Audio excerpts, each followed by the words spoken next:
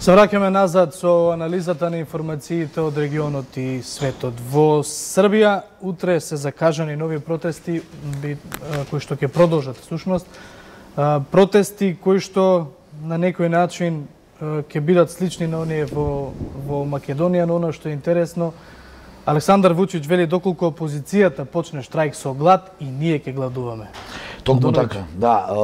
Утре, значи, по 4-месечните протести кои беа на улиците низ Белград, бевме сведоци, нели, тука ги следевме работите, имаше дури и обид, нели, за влез во државната српска телевизија. Тие протести изминатиот период спласна со цел утре да се одржи најголемиот масовен протест низ улиците на Белград, со цел, како што најавуваат дел од опозицијата и граѓанските здруженија, значи не целата српска опозиција, туку дел од опозицијата и граѓанските здруженија, дека ќе протестираат пред Српската скупштина или собрание, се додека не актуелната власт на Вучич не си поднесе оставка. Оно што е вредно за анализа е дека утре ќе има големи протести и дека е мобилизирано целото српско општество, но оно што е интересно изминативе денови, особено денеска, е оној преседан кој се случи од Тринава, откако дел од челниците на српската владеачка СНС, на Вучич, и актуелен министер за одбрана Вулин и заменикот градоначалник Весич најавија штрајк со глад. Преседан бидејќи некој од власта да протестира со штрајк со глад поради однесувањето на опозицијата. Образложението беше ние ќе штрајкуваме со глад бидејќи опозицијата е насилна и се додека опозицијата така се однесува, ние нема нели да примаме храна. Андоновиќ, може ли ова да се толкува како своевидна нервоза кај српскиот државен врв и никако се манифестира на Нервозата, јас би ја рекол дека ја толкувам како нервоза на сите политичари кои се тепаат или да останат на власт или да дојдат на власт. Повторно ќе кажам, штрајкот со глад беше преседан, пред 2 часа председателот Вучич и председателот на СНС ги собра своите тие што најавија дека ќе штрајкуваат со глад и им рече дека не смеете да штрајкувате со глад. Веројатно видејќи го подсмевот од светските медиуми, бидејќи ова е преседан како што реков. Но тие се заканија дека доколку има протести и некој од опозицијата се обиде да штрајкува со глад и они ќе се придружат. Инаку ова доаѓа како резултат на најавите на еден од лидерите на опозицијата, Бошко Обрадовиќ, лидерот на нивната Двери, кој рече дека како пратеник утре насилно ќе влезе во собранието и ќе ги заземе тие нели столици во собраниската сала и ќе почне штрајк со глад се додека Вучич не се замине. Поради тоа и беше овој одговор на власта. Но сега за сега остана овака како што е, никој нема да штрајкува со глад, за утре се најавуваат. Пак ќе кажам големи протести, опозицијата денеска најави дека дури ќе постават и онакви шатори, сценарио веќе видено и кај нас пред Српската скупштина и она што нели класика секогаш обвинува дека власта не им дозволува, ги стопира автобусите на присталиците на опозицијата од цела Србија да дојдат утре на големиот протест. Од друга страна, српскиот државен врв денеска излезе им порача на српските граѓани дека секој кој сака утре да протестира може слободно да протестира, но доколку биде насилен ќе биде уапсен. Така да ќе биде интересно утре и само ќе додадам дека во исто време и во ист час се закажани и огромни протести на опозицијата во Тирана. Албанската опозиција исто така протестира против актуелниот председател Еди Рама.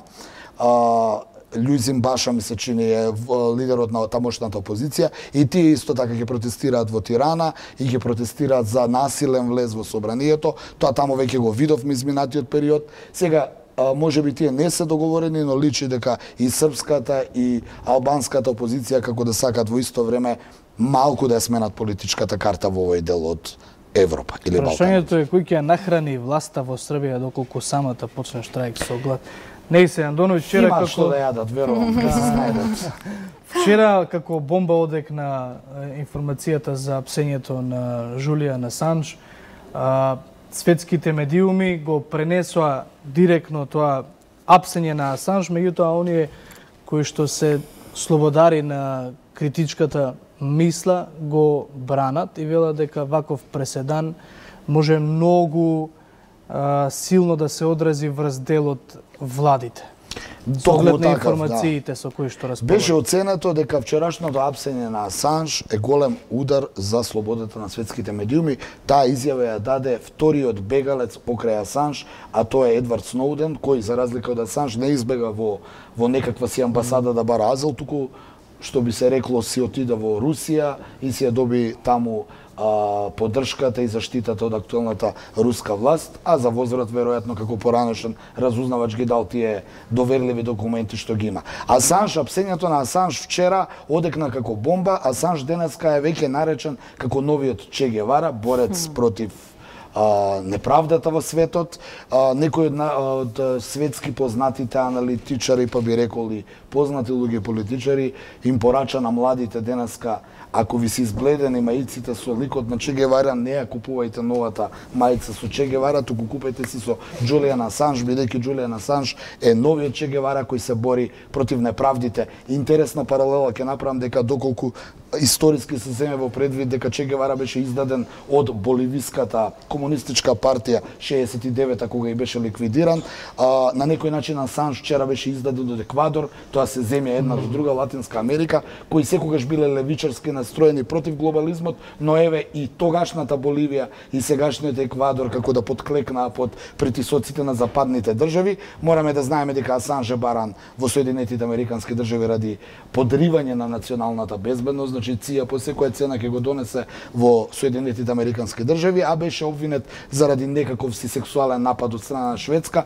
што беше само изговор да биде уапсен. И оно што последно можеби е и најважно за Асанж е тоа што тој денеска буквално доби поддршка од неколку познати политичари, па ќе кажам дека претендентот за новиот премиер на Британија Корбин изјави дека Британија не треба да го екстрадира Асанж никаде, бидејќи Асанж ги разоткрил големите завери на елитите врз обичните луѓе.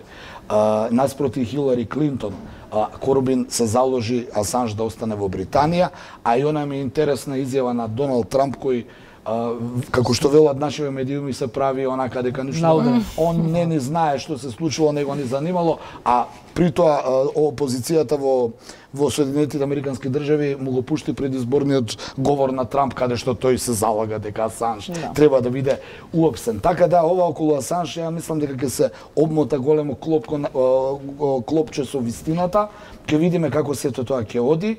Но факт е дека Джулијан Асанж ќе влезе во историјата на објавување на доверливи документи. Денеска и хакерската познатата хакерска група Анонимуси се заканија до Британија и до Соединетите Американски држави дека ќе направат масовни светски акции доколку не го пуштат Асанж, но и изјавија дека Асанж лично уште пред 3 месеци им рекол дека прашање на време кога ќе биде уапсен. Ослободите го или ќе платите? Ако не се лажам, во Берлин беа откриени статуите на Сноуден, на Асанж и на Менинг. Денеска или... Па добро, тоа е оној другиот дел, тој е демократија и секој може тоа да го направи, но факт е дека Асанж најверојатно борбата е дека ќе мора да одговара дека е подрил американската национална безбедност, знаеме како оди тоа. Имаме ние и прилог на тема... За крај, да го погледнеме и потоа евентуално една реченица заклучна. Ајде да го погледнеме прилогот, па се враќаме назад во студиото. Поранешната државна секретарка на САД Хилари Клинтон во ТВ гостување изрази задоволство од апсењето на Джулијан Асанж